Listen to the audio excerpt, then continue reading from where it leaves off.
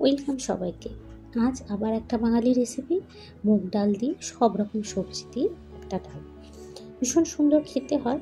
আমার মনে হয় সবাই মোটামুটি বানাও, তো আমি একবার বানাচ্ছি যেহেতু রেসিপিটা তোমাদের সঙ্গে শেয়ার করে নিলাম।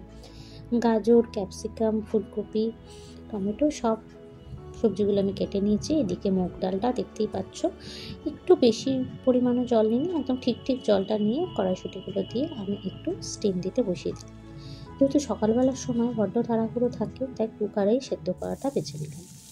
তো তেলে ফোড়ন দিয়ে দিলাম জিরে, তেজপাতা, তার সঙ্গে এবার সবজিগুলো একে একে দিয়ে ভেজে নেব।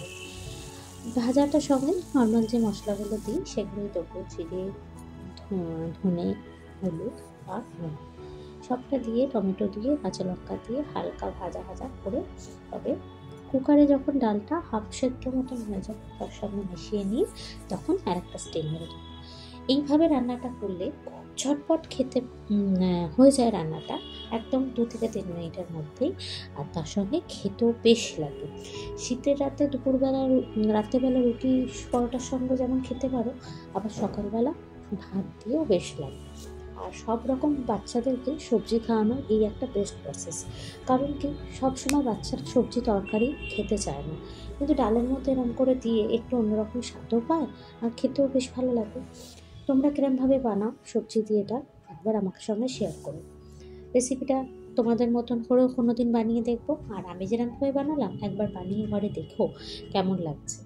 আর এই দেখো ডালটা সেদ্ধ কেমন করেছি, না পুরোপুরি গলে যাওয়ার আগেই আমি স্টিমটা খুলে নিয়েছি, কারণ এই ডালটা ভীষণ গলে গেলে ভালো লাগবে না খেতে।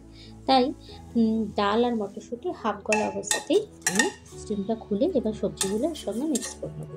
এবার এর মধ্যে পরিমাণ মতো জল দিয়ে দেবো। নুন মশলা সব কিছু আগে দেওয়া ছিল বলে নতুন করে আর কিছু মেশানোর ব্যাপার নেই। এর মধ্যে এই দেখো পরিমাণ মতন জলটা দেবো। এবার যদি খুব পাতলা কেউ খেতে চাও তাহলে আরও বেশি জল দিতে পারো, আর যদি মোটামুটি আমার মতনই একটু পাতলা একটু গাঢ় থাকে এরকম কনসিস্টেন্সিটা পছন্দ করো তাহলে অল্প জল দিয়ে সিটিটা মেরে নেব। একটাই সিটি মারবার পর আবার সিটিটা সঙ্গেই খুলে নেবো, যাতে ডাল বা সবজি কোনোটাই একদম গলে পাক না হয়ে যায়, কারণ তাহলে সেটা খেতে মোটেই ভালো লাগবে না। ব্যাস, নামানোর জন্য ডালটা একদম রেডি, সার্ভ করতে পারবো। এরকম অবস্থাতে এই দেখো একটু ধনেপাতা আর ওপরে ঘি ছড়িয়ে নিয়েছিলাম, সেটার ভিডিওটা করে দিতে পারিনি।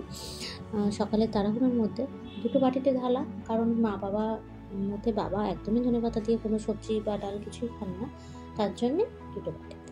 তো কেমন লাগলো কমেন্ট বক্সে জানিও, আর ভালো লাগলে লাইক, শেয়ার, সাবস্ক্রাইব করতে ভুলো না কিন্তু। নতুন ভিডিও নিয়ে খুব তাড়াতাড়ি আবার চলে আসবো। আজকের জন্য টাটা।